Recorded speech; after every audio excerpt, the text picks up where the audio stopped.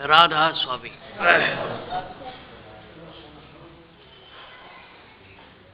हम आचार्यों से निवेदन करना चाहते हैं कि वो सीधे राधा स्वामी कह के सत्संग शुरू किया करें।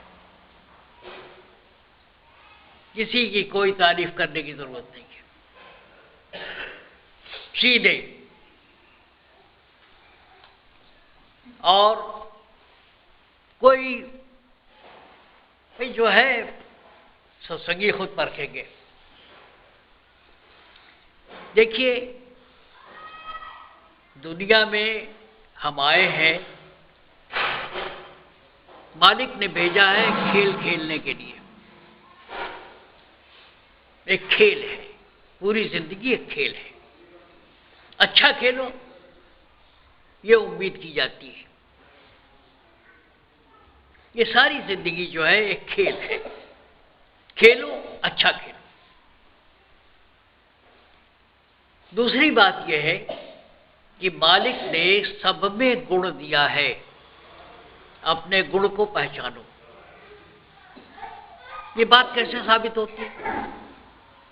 आप जितने तरह के पौधे हैं, जितने तरह की जिन्स है, सब में अलग अलग गुण हैं। जितने जानवर हैं उनमें अलग अलग गुण हैं। जितने पशु पक्षी हैं उनमें अलग अलग खूबियां हैं। आप अपनी खूबी को पहचानो। मालिक ने सब कुछ किसी को नहीं दिया, सब में कुछ न कुछ गुण दिया। दिक्कत क्या है? उसने बगुले में कुछ खूबी दी, कौवे में कुछ खूबी दी, कोयल में कुछ खूबी दी। सब कुछ एक जगह नहीं मिला। आप पहले अपने आप को पहचानो कि आप में क्या विशेषता है। अपने विशेषता को समझो। ये दुनिया द्वंद्व की है। इसके अंदर हम जो है, जैसे नदी है, नदी के दो किनारे हैं। हम ठीक से चल नहीं पाते, कभी इस किनारे कभी उस किनारे, कभी बीच में धक्के खाते हैं। इसी को कहते हैं द्वंद्व। द्वंद्व का मतलब दो चीजों की लड़ाई। इस द्वंद्व से बाहर आओ, जिंदगी तब खुशनुमा बन सकेगी। या तो इस किनारे या उस किनारे या बीच की धारा में चलो।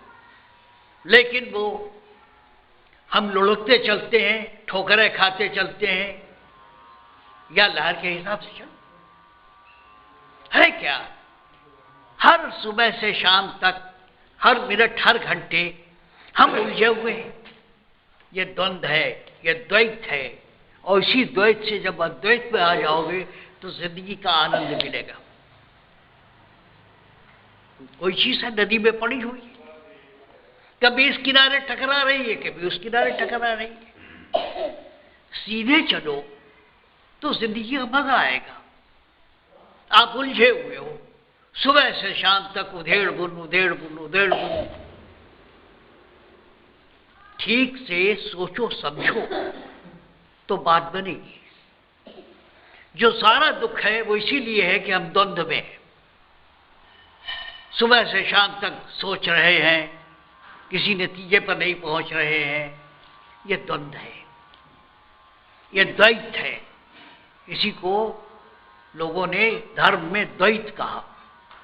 इसी को राधा है, स्वामी है, शिव है, पार्वती है, भैरव है, भैरवी है। कहने का तरीका था, प्लस माइनस है। इस द्वंद्व से ऊपर आओ तो जिंदगी का मजा मिलेगा। है क्या? हम जो है, जैसे कोई घड़ा नदी में डाल दो, थोड़ा सा धक्का दे के देखो कैसे चलता है, डगमग चलता है। सारी समस्या हमारी इसी डगमग चलने से है। हम अगर कायदे से चलें तो जिंदगी बड़ी खूबसूरत है, बड़ी सुंदर है। मालिक ने सारा इंतजाम किया आपको सुखी करने का, लेकिन हम ठीक से सोच समझ नहीं पाते, इसीलिए दुखी है। है क्या? जब समस्याएं आती हैं, सबसे बड़ी समस्या जो आपकी जिंदगी की है, उसके लिए सोच विचार करने के लिए टाइम ले लो। लड़की की शादी है, आमदनी बढ़ाना है, बिजनेस बढ़ाना है, उसके लिए 2 दिन, 4 दिन, 5 दिन, 10 दिन, महीने भर विचार करो और जो समझ में आए उसको करो। बात क्या है, हम जिंदगी में रिस्क नहीं ले पाते, हम डरते हैं। हम जो है डरते हैं, ये करें तो ये हो जाएगा, ये करें तो ये हो जाएगा, ये करें तो ये करें। अरे भाई 2 दिन, 1 घंटा, महीने भर विचार करने के बाद जो समझ में आए कर डालो, देखा जाएगा सारी जिंदगी एक खेल है, या तो हारोगे या जीतोगे। सुनो सबकी, करो मन की, सबकी सुन ली और आप एक विचार पर जो समझ में आई उस पर आगे बढ़ो। वो मालिक की आवाज है, उस पर चलो और तब तक चलो जब तक कि असफल न हो जाओ। किसी ने कहा है, किसी कवि ने कहा है, ज्ञान दूर कुछ क्रिया भिन्न है, इच्छा क्यों पूरी हो मन की। समझ तो हमारी कुछ नहीं, अमल हमारा कुछ और है। तुम डरते क्यों हो? मंगला, डरते क्यों हो? 2 दिन, 4 दिन, 10 दिन, 1 महीना विचार करने के बाद जो समझ में आए कर डालो, देखा जाएगा। इसीलिए अधिकतर हम लोगों में से लोग असफल हैं। असफल इसलिए हैं कि वो रिस्क लेना नहीं चाहते। और क्या होगा? होगा क्या? किसी की चोरी चमारी कत्ल कर रहे हो कि सजा होगी उसकी? यह जिंदगी पूरा का पूरा एक जुआ है, खेलो। जो मन विचार एक बात समस्या ले लो, उस पर सोच विचार करके जो समझ में आए करो, किसी के परवाह न करो। देखो, मेरे घर में वकालत की जाती थी, मेरे दिमाग में जजी की थी। मैंने अपने बाप की 2 ही राय नहीं मानी। वकालत वो छोड़ने को कहते नहीं थे, लेकिन ये कि निर्णय दिया, ले लिया आगे। नौकरी पाई भी और छोड़ भी दी। आज 13 बरस होने जा रहा है, फिर पीछे मुड़ के नहीं देखा, रिस्क लिया। घर बनाया, बेच दिया, खत्म हुआ, पीछे मुड़ के नहीं देखा, आगे देखो। बात क्या है, जब काम करने का वक्त है तब तक हम सोचा विचारी माल बिक गया, बाजार में भाव चढ़ गया। अरे जो तुम्हारे दिमाग में आते हैं उसे करो। सबसे बड़ी बात क्या है, दुनिया में लोगों ने रिस्क लेना शुरू किया। रिस्क लेना शुरू तो धीरू भाई अंबानी हो गए। जमशेदजी टाटा ने पुरानी मिल खरीद ली, जिसको कोई नहीं ले रहा था, कौड़ियों के भाव ले ली, 4 पुश्ते राज कर रहे हैं। रिस्क लेना सीखो। बिजनेस में क्या है, वो मित्तल है, वो आयरन किंग हो गया है क्या? खेलो यार, बहुत होगा, हारोगे। दिवाली में लोग खेलते हैं, कुछ हारते हैं, कुछ जीतते हैं। ये सारी जिंदगी सोचने समझने में मालूम हुआ साहब 63 वर्ष के हो गए, 70 वर्ष के हो गए, 80 वर्ष के हो गए। जो आपके मन में विचार आए उस पर दृढ़ रहो, आगे चलो। मैं अपनी बात नहीं करता क्योंकि उसमें आत्मप्रशंसा की बू आती है, लेकिन अधिकतर लोग जो है, जो सोच समझ का ख्याल आया उसके अनुरूप चलते नहीं हैं, इसलिए असफल है। हम राय भी किससे लेते हैं? राय उन लोगों से लेते हैं जो जिंदगी में सिर्फ हारे हैं। वो क्या कहेंगे? साहब डेयरी चलाना चाहते हैं, दुनिया भर के उसके जो निगेटिव पॉइंट है वो आपको गिरा देंगे।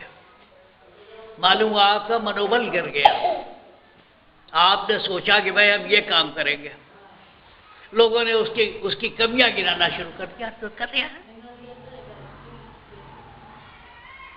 इसलिए हम अगर अपने विचार पर नहीं चल सकते हैं तो वो आदमी सफल नहीं हो सकता। सफल कौन होता है? आपने सोच समझ तौल के एक काम किया, देखा जाएगा। सारी जिंदगी हार जीत है। इसलिए जो अपने दिमाग में सबसे ऊपर ख्याल आए उस पर चलो तो सफल हो। अरे 10% रिस्क लो, 25% रिस्क लो, 50% रिस्क लो। सारी दुनिया, सारी जिंदगी रिस्क है। रिस्क क्या है? ये सोनीपत वाली सड़क पर दिल्ली जाओ, इतनी गाड़ियां हैं कि एक से भी अगर टकरा गए तो चकनाचूर हो गए। मुश्किल से 5 मिनट लगेगा मरने में। देखा जाएगा। क्या लोगों ने चलना बंद कर दिया है? इतनी ट्रैफिक है, इतनी भीड़ है और कोई किसी के अंदर बर्दाश्त नहीं है। जरा सा मौका मिला गाड़ी अपनी आगे बढ़ाने, और 2 ही मिनट तो लगेगा टकराने में। इस सड़क से हजारों आदमी, 10,000 आदमी, 20,000 आदमी, 1 लाख आदमी गुजरते हैं और कितने एक्सीडेंट होते हैं। 1% अगर एक्सीडेंट हो जाए तो कोहराम मच जाएगा, पूरे हरियाणा में आग लग जाएगी। कभी हिसाब तो लगाओ। यहां से दिल्ली तक जो गाड़ी जाती है, जितने डिब्बे लगते हैं, जितने फेरे उसके होते हैं, जितनी सवारियां चढ़ती और उतरती हैं, उसमें से कितनी की जेब कटती है? 0.001% भी नहीं कटती है। हर आदमी अपनी जेब संभाले हुए है, दूसरे को देख रहा है कि ये मेरी जेब में हाथ न डाल दे। हम डर और आतंक में जी रहे हैं। क्या करेंगे? लोगों ने सवारियां, लोग बड़े बुरे से बुरे एक्सीडेंट हुए इस सड़क पर।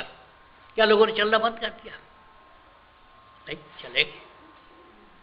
तो सारी जिंदगी में रिस्क है, इसलिए रिस्क से घबराना नहीं चाहिए। हाँ, लेकिन सोच विचार के,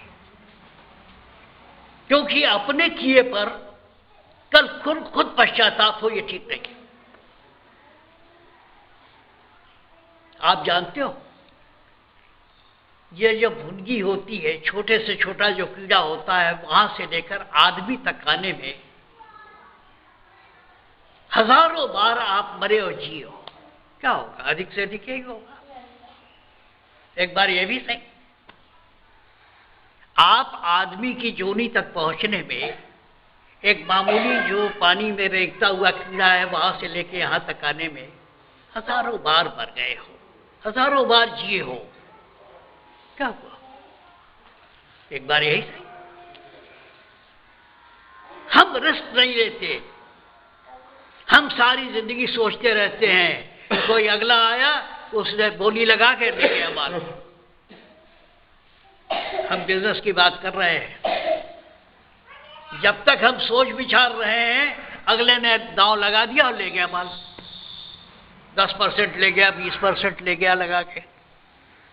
हमारे घर में कभी बिजनेस नहीं हुआ, लेकिन मैं बता रहा हूं। इसलिए बेवकूफों की तरह नहीं, सोच समझ के गंभीरता से आप जो विचार समझ में आए करो। तो पहली बात तो यह है कि द्वंद्व। बहुत से लोग, बड़े अक्लमंद लोग, सोचते समझते वो कहते ना कि अक्लमंद आदमी 3 बार उसको अगर कहीं मैला लग जाता है तो सोचता रहता है कि गाय का गोबर है कि कीचड़ है कि क्या है, वो सोचते ही रह गया। और जो बेचारा कम समझ का आदमी, उसने पानी से धो दिया, कुछ भी हो, खत्म हुई बात। तो कहते रहे अक्लमंद 3 बार डूबते हैं मैले में, और मामूली आदमी लगा के किनारे हो गया, निश्चित हो गया। इसलिए सोचने समझने की भी एक हद होती है। सोच समझ के अपने मन का काम करो, सफल रहोगे। इस दुनिया में परिवर्तन लाने वाले लोग अक्सर सुना होगा, अरे यार उस लड़के को कुछ नहीं आता, अरे उसने वक्त पर दांव लगा दिया, अब जीत गया, और तुम सोचते ही रह गए। सारी अकल जो है वो सोचते ही रह गए। क्यों? तुम घबराते थे, खतरे से घबराते थे। जो कीमत है सफलता की, वो रिस्क लेने का चांस है। रिस्क कहाँ हम रिस्क लें, कहाँ हम दांव लगाए? मेरे पास 500 रुपए की औकात है, ये लगाए कहाँ? ये अधिकतर लोग जो है असफल इसलिए है, और है क्या, हमारे आसपास जितने लोग हैं वो हारे हुए लोग हैं, जिंदगी से हारे हुए लोग हैं। उनसे राय लेते हैं, वो हमेशा नकारात्मक बात करेंगे। आप कह दो कि साहब मैंने तो अब अनाज छोड़ दिया है, सिर्फ मैं सब्जियों पर रहूंगा, उस पर भी सुन लीजिए। आप कहिए साहब मैं गोश्त ही खाऊंगा, उस पर भी सुन लीजिए। हर चीज के, हर राय के विपरीत राय है। कभी कहा जाता है चाय बड़ा नुकसानदेह है, अब कहा जाता है चाय से कैंसर रुकती है। ये दुनिया का क्या है यार? हो सकता है जो तुम्हारे दिमाग में बात बार बार उभर रही हो वही असली सच हो। मैं अभी वो किताब देख रहा था, कबीर साहब वाली, दोहा नहीं मिला कि लीक लीक तीनों चले, कायर कपूर तो क्या क्या, वही दुआ खोज रहा था। कोई जरूरी नहीं कि आज तक दुनिया ने जो किया है और आपके दिमाग में आ रही है, हो सकता है आप दुनिया को कोई नई चीज दे रहे हो। सारा विज्ञान इसी पर आधारित है। विज्ञान क्या है? एक आदमी के दिमाग में बार बार बात आ रही है, वो उसको अमल करके दिखा देता है, दुनिया चौंक जाती है, वो पैसा बना लेता है। और दूसरी बात क्या है, अगर अपनी एक तो सीखने की आदत डालो। यहां बहुत से लोग हैं जो ये महसूस करते हैं कि मुझे कुछ सीखने की जरूरत नहीं है, नाहक वाद विवाद करते हैं, नाहक वो वाद विवाद करते हैं। ये गुरुमत के अनुकूल है, यहाँ हुक्म मानने की कोई तैयारी नहीं, वो अपनी ही राय लेके आएंगे। उनको पहले तो समझाओ फिर आगे चलो। गुरुमत का मतलब क्या है? जो वो कहे उसको करो, उसमें तुम्हारा भला है। लेकिन वो नहीं जी, ऐसा है जी तो वैसा है जी तो वैसा है जी, तो सारी दुनिया सिखाने लगती है गुरु की बात, तो वो मानता ही नहीं। सिखों का इतनी बड़ी जमात चली, अफगानिस्तान पहुंची, अमेरिका पहुंची, कनाडा पहुंची, था क्या? उन्होंने पहले 5 प्यारा तैयार किया। 5 प्यारे कौन थे? जो जीने और मरने को तैयार थे, जो लड़े धर्म के हित, वो थे। वहां सवाल नहीं था, that's not to reason why, theirs but to do and die. ऐसे 5 प्यारे चाहिए किसी भी मत और किसी भी संस्था को आगे बढ़ाने के लिए। सवाल जवाब दुनिया का। अरे तुम अपनी अकल रख के आओ, अगर यहां आए हो तो वहां अपनी अकल रख के आओ, जो कहा जाता है वो करो, उस पर तुम्हारा भला है। लेकिन नहीं, आप तो वकीलों की तरह हुज्जत करते हो, क्या सीखोगे? क्या सीखोगे? इस बुजुर्गी से क्या सीखोगे? क्योंकि आपने तो सीखना बंद कर दिया, किताब रख दिया, नौकरी मिल गई, धंधा चल गया। आपने तो अपने दरवाजे अकल के बंद कर रखे हैं। ये 5 प्यारे न होते तो आज सिखिज्म न होती। वहां क्या था? गुरुओं ने पहले यह तलाश किया, संभवतः गुरु गोविंद सिंह ने, कि कौम जीने संगत के लिए एक कुर्बानी चाहिए। एक आदमी खड़ा हुआ लाखों में से, साहब अगर संगत जी सके तो मैं अपनी जान दे रख तैयार हूँ। क्या चल पीछे बकरा मार के लाए, दूसरा लाए, तीसरा लाए, 5 लाए, खड़ा कर लिया और ये उसी उस पर ये इबारत तैयार हुई है। ये बात दूसरी है कि अब लोग गुमराह हो गए हैं। गुरुमत का सबसे बड़ा सिद्धांत यह है कि जो कहे वो मानो। सबके लिए एक तालीम नहीं होती, सबके लिए अलग अलग होती है। अपनी अकल बाहर रख के आओ, तब आओ गुरु दरबार में। लेकिन नहीं, तब अब कहां तक मिसाल दूं? मानो दयाल जी महाराज ने एक साहब से कहा कि भाई बड़े अच्छे भक्त थे, इंदौर से चल के आते थे और पूरा परिवार आता था, सब था। उन्होंने कह दिया इस लड़की से शादी कर लो। वो मेरे साथ ट्रेन से, मैं होशियारपुर से आ रहा, कहले भाई गुरु जी की बात तो अपनी जगह है, लेकिन अब कुछ बिरादरी और कुछ वो भी है। तुम कहाँ की बात कर रहे हो? या तो तुम वो नहीं या तो ये नहीं। यह हाल है दुनिया का। और कहेंगे साहब मेरा भला नहीं होता। अरे तुम्हारे अकल नहीं है तो जो जिसको कुछ समझ रहे हो उसकी अकल से चलो, उसके इशारे पे चलो, उससे थोड़ा भला है। लेकिन नहीं, हमको इस संगत में, पूरी संगत में 1-2 आदमी ऐसे मिले जो सवाल जवाब नहीं करते। जो कहा जाता है वो हम आगे कर लेते हैं। एक तो ये कि आप गुरुमत में अगर आ गए हैं, ना आओ तो भला है, आ गए हो जो कहा जा रहा है मानो, अदब ये है। नहीं था, अपनी अकल साथ लाए हैं, क्या सीखोगे? कबीर साहब ने अपनी गद्दी धर्मदास बनिए को दे दी। 3 बार 4 बार 5 बार उसको धुतकारा भाग्या से, तो ये नामदान नहीं देंगे। और बाद में इतना प्यारा हुआ कि वो गद्दी दे दी। बात क्या है? वो अदब चाहिए। हर आदमी को अधिकारी नहीं मानते थे इस मत के लिए, अधिकारी बनाते थे। आजकल तो ये चल गया है कि भाई पैसा ला, ले नामदान, ले नामदान। इसके लिए अधिकारी होना चाहिए। अधिकारी कौन है? जो सवाल जवाब नहीं करता। तुम्हें आजादी है गुरु तलाश करने की, लेकिन अगर ढूंढ लिया तो जो कहा जा रहा है वो तुम्हारे हित की बात है।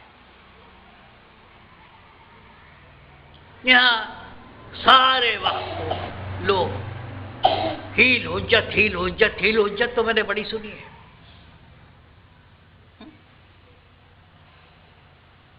पुश्तैनी वकालत थी वो किया, वो जजी की वो की, बड़े बड़े काबिल लोगों की मैंने बहस सुनी। हील हुज्जत की बात नहीं है यहाँ। इसलिए भोले वाले लोग हैं जो कहा जाएगा मानेंगे, दिल से बात करेंगे, दिमाग से नहीं, दिल से बात करते हैं लोग। इसलिए सत्संगी प्यारे लगते हैं, क्योंकि भोले बच्चों की तरह बात करते हैं। तो मैं कह क्या रहा था कि हम सारी जिंदगी का 3/4 हिस्सा सोचने विचारने में लगा देते हैं। अपनी अकल जो कहे वो करो, अपनी अकल नहीं, किसी और को अगर सब कुछ समझ रखा है तो वो जो कहे वो करो, उसी में तुम्हारा भला हो। इस द्वंद्व से निकलो। सारी जिंदगी एक खेल है। दुनिया में जिन लोगों ने किसी की बात नहीं मानी, अपने मन की बात की, वो तरक्की कर गए, उन्होंने जिंदगी में तब्दीली ला दी। दुनिया में जब कभी परिवर्तन हुआ एक आदमी से हुआ है। एक मोहम्मद, एक ईसा, एक गांधी, एक मार्क्स दुनिया बदल देते हैं, दुनिया में नई ख्याल देते हैं। वो अपने विचार में दृढ़ रहते हैं। तुम्हारे अंदर दृढ़ता नहीं, इसलिए तुम असफल हो। राय भी उनसे लेते हो जो असफल है। हाँ, या तो अपनी अकल से काम करो, या किसी को अगर मान रखा है तो उसके कहे पर चलो। जो लड़े दीन के हित, ये सवाल है। हम दुखी इसलिए हैं कि हम जो सोचते कुछ हैं और करते कुछ और हैं। इसीलिए उस कवि ने ठीक कहा कि ज्ञान दूर कुछ क्रिया भिन्न है, इच्छा क्यों पूरी हो मन की। ये जिंदगी को हमने जो आज अच्छी खासी जिंदगी थी उसको मैंने हराम बना रखा है, और दुखी रोते हैं। तो क्या कर लिया तुमने? न खुद सुखी रह पाए न दूसरों पर सुखी रह पाए। दुनिया जो चाहे कहती रहे, जो तुम्हारे ख्याल में हो करते चलो, जीतोगे। तो वह क्या हाल है? दुखी है। भगवान ने तुम्हें दुखी बनाने के लिए नहीं की थी, पैदा किया था। तुम तो सुख से उत्पन्न हुए हो। बार बार कहता हूं, सुनते नहीं है लोग। जब पति पत्नी आनंदातिरेक में होते हैं, जब पति पत्नी आनंद की चरम सीमा पर होते हैं, तो नया बच्चा पैदा होता है। क्या मतलब? हर आदमी जो यहां पर दिखाई दे रहा है वो आनंद के क्षणों में पैदा हुआ है, और तुम दुखी हो। इसी को दाता दयाल ने कहा कि तू तो थी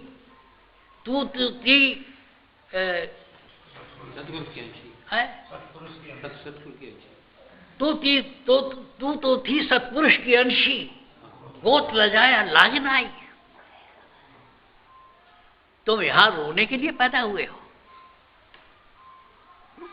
यह कर्म भूमि है,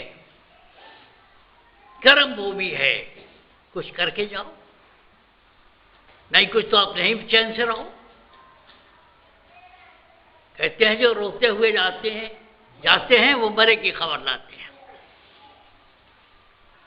कल की बातें छोड़ो, कल की बात पुरानी, नई कलम से लिखेंगे फिर से नई कहानी। हर सुबह जो तुम्हें मिली है, हर दिन जो मिला है, उसको पूरा जियो। कल तक असफल हुए हो, आज से सफलता शुरू हो जाएगी। अपने सोचे समझे के हिसाब से अमल करो। ये दुनिया भर का घंटा हिलाने की जरूरत नहीं है। ये बुज़दिलों की जिंदगी नहीं है।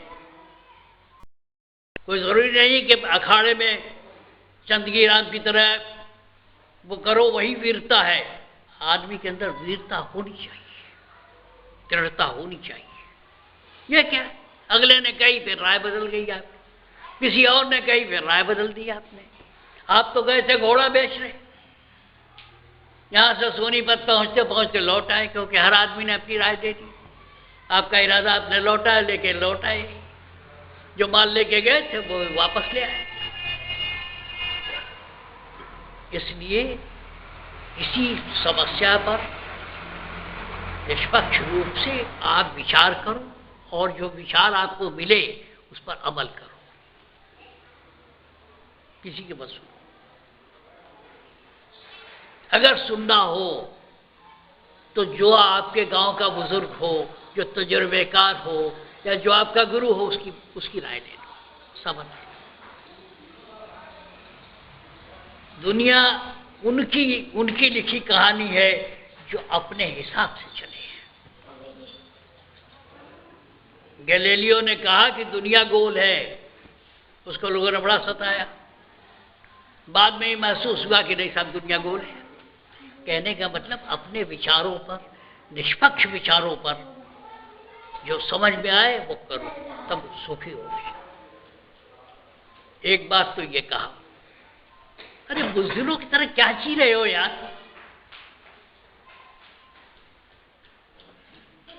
स्वामी विवेकानंद ने कहा था कि शेरों की तरह जियो। लोगों ने वेदांत की बात की, उन्होंने कहा कि play football, grow strong and you will better understand Vedant. Football खेलो बेटा, शरीर बनाओ, तब तुम वेदांत समझ पाओगे। कि मरे हुए हम क्या करें, मेरी किस्मत, मेरी वो, पंडित को हाथ दिखाया, उनको हाथ दिखाया, दुनिया भर के जोक टोक किए, तांत्रिकों को दिखाया। तुम भगवान के अंश हो, अपने लिए अपना हक मांगते हो। अगर रोटी मांगते हो, रोजी मांगते हो, अपने लिए घर मांगते हो, अपने बाल बच्चों की बेहतरी मांगते हो तो ये जायज़ है, ये तुम्हारा हक है। एक बात तो ये कही कि दुविधा छोड़ो, कोई समस्या है उस पर विचार कर लो, विचार करने के बाद जो राय आपको सर्वोपरि आपका दिल कहे उस पर चलो। कोई चोरी डाका स्मगलिंग नहीं कर रहे हो, अपने लिए रास्ता खोज रहे हो, तुम्हें मिलेगा, जरूर मिलेगा। बाइबल में इसीलिए ईसा मसीह ने कहा, knock it shall be opened, seek and you shall find, और वगैरह वगैरह कहा उन्होंने। ये जिंदगी उन लोगों की है, ये लीडर्स वो हैं जो सही सोचते हैं और उस पर अमल करते हैं। दुनिया आज उन्हीं से चल रही है और सबको अलग अलग गुण मिला है। हमारे वो एक अमिताभ बच्चन है, अगर किस्मत ऐसी अच्छी है कि अगर हाथ बेल आवे तो डाबर वाले 7 करोड़ दे देते हैं। किसी को इतना अच्छा शरीर दिया है कि 10-5 साल तू नाच ले, कभी इधर हाथ दिखा दे, कभी इधर हाथ दिखा ले, कभी घड़ी बांध ले, पैसा भी लग। तो हर आदमी को अलग अलग चीज़ें मिली है, इसलिए कोई ज़रूरी नहीं है कि सब कुछ आप ही को मिल जाए। अपने गुण को पहचानो, उसका उपयोग करो। दूसरी बात ये कह रहा था कि देखो ये मन बड़ा कमज़ोर है, ये मन बड़ा कमज़ोर है और इसको सहारा चाहिए। मन कमज़ोर है, बगैर सहारे के नहीं रहता। जब तक संत महात्मा जितने भी हैं, बाबा फकीर और चाहे महर्षि जी, चाहे जितने लोग, मन जो है एक सहारा चाहता है। जैसे लंगड़े आदमी को, बुढ़े आदमी को लाठी का सहारा चाहिए, वो लाठी का सहारा चाहिए, बगैर उसके जिंदगी चलती नहीं। और उस सहारे का नाम गुरु है। जैसे बच्चा जा रहा है रास्ते में कोई खूंखार कुत्ता मिल गया तो फौरन वो माँ की गोद में चढ़ जाएगा। इसी तरह जो गुरु भक्त होते हैं वो सिर्फ अपने इष्ट का सहारा करते हैं, मुसीबत में भी, उसमें भी। खुशी में शायद भूल जाते हों, लेकिन जब दुख पड़ता है तो उसी गोद में चढ़ जाते हैं। ये गुरुमत है। गुरुमत क्या है? एक मनोवैज्ञानिक केंद्र है जो केवल तर्क से नहीं होता। यह मनोवैज्ञानिक गुरु की मूर्ति बनती है, आस्था बनता है, विश्वास बनता है, उसी का सहारा लेते हैं। है?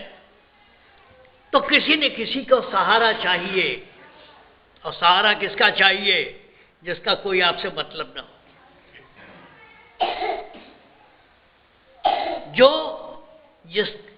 जिसका कोई स्वार्थ न हो, जो आपका हित चाहता हो, उसे गुरु मानते हैं। जो तजुर्बेकार हो, सिर्फ ज़बानी बात न करता हो, खुद भी कुछ करता हो, उसे गुरु मानते हैं। तीसरी बात यह है, पुराने स्कूल की जगह नई बात कर रहा हूं। जब तक जिंदा हो, काम, क्रोध, मद, मोह, लोभ, अहंकार ये रहेगा, बच नहीं सकते। ये जो लोग बाबा लोग कहते हैं ना, तो गलत कहते हैं। जब तक जिंदा हो ये चीजें रहेंगी। काम, क्रोध, मद, मोह, लोभ, अहंकार रहेगा। इसको संयम में रखो, बढ़ न जाए, आपके कंट्रोल में होनी चाहिए, रहनी चाहिए। इतने ही कर सकते हो, बाकी बेकार की बात है।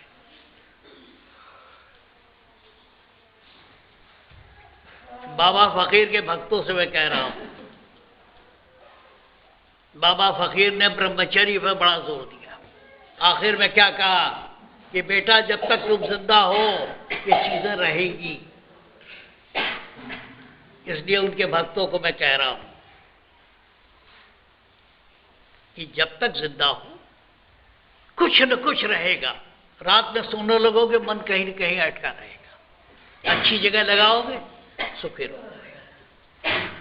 इसलिए उन्होंने भी लिखा है कि मैं अभी गिरता हूं, गिरता रहता हूं, अभी इतने परम संत होने के बाद भी गिरता रहता।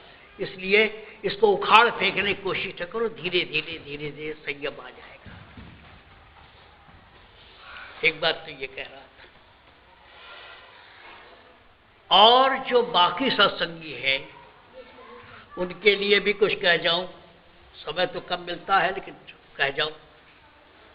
देखो भाई, ऐसा है कि गुरु ढूंढो रे भाई, दुर्लभ रतन यही, गुरु खोज लो, जैसा बताया उस हिसाब से अभ्यास करो। और जो अभ्यास कर चुके हैं, जिनका मन ठहर गया है, इस पचड़े में न पड़ो कि ये शास्त्र दल कमल कहाँ है, त्रिकुटी कहाँ है, ब्रिकुटी कहाँ है, ये सब चक्कर में मत फंसो। जब मन स्थिर हो जाए तो अगर प्रकाश दिखे तो ठीक है, नहीं तो शब्द में अपने आप को लीन करो। हीरा सिंह, वक्त आ गया है कि शब्द में लीन होने की कोशिश करो, बाकी चक्कर छोड़ो। ये इस मत का फरमाबरदार या झंडादार इसलिए हो कि ये हंसते खेलते तो आपको ले चलेगा उस मुकाम पे। न तुम्हें कोई कष्ट उठाने की जरूरत है, न कुछ और करने की जरूरत है। आते रहो, धीरे धीरे धीरे धीरे एक नॉर्मल लाइफ जियो, एक साधारण आदमी की साधारण जिंदगी जियो। जानबूझ के पंगे मत लो, जो पंजाबी में कहते हैं पंगे मत लो। अपना काम करो, अपना हित देखो, दूसरों से छेड़छाड़ मत करो। एक वक्त आएगा कि जब आप अपने आप पहुंच जाओगे, हंसते खेलते पहुंच जाओगे। इसलिए ये और मतों से श्रेष्ठ है। और मतों में क्या है? शरीर को ये डालो, वो डालो, उपवास करो, व्रत करो, ये करो, वो करो, यहां कुछ नहीं करना है। यहां जो कहा जा रहा है, छोटा मोटा काम करते रहो। एक वक्त आएगा कि जिंदगी में खुश भी रहोगे और दुनिया छोड़ते वक्त आसानी से छूट भी जाएगा। ये इसकी खूबी है। इसकी खूबी क्या है? इसकी खूबी लोग पहचानते नहीं। रंगे पुते लोग जहां होते हैं वहां बात समझ में आती है लोगों के। कुछ नहीं, धीरे चलो। अभी एक भजन हो रहा था कि मन लागत लागत लागा, कुछ ऐसे ही। जो भी होगा सहज में पकेगा, धीरे धीरे होता है, टाइम लगता है, लेकिन जो होता है वो नल नील पत्थर की तरह अडिग है। जो मिला वो तुम्हें उसे कोई ले नहीं सकता। हमारा तजुर्बा ये है कि धीरे धीरे धीरे धीरे तुम्हें सब कुछ मिल जाएगा और जिंदगी का मजा भी मिलेगा।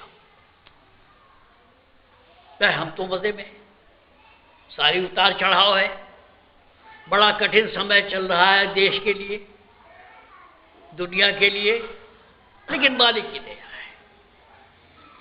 फर्क लोगों में क्या है? लोग कहते हैं कि साहब मैंने देखो ये तीर मारे। मैं समझता हूं कि मालिक ने किया, महाराज ने किया। फर्क सिर्फ इतना है। फर्क क्या है? नहीं कुछ किया, न कर सका, न करने जोग शरीर, जो कुछ किया सो हर किया भाई कबीर कबीर।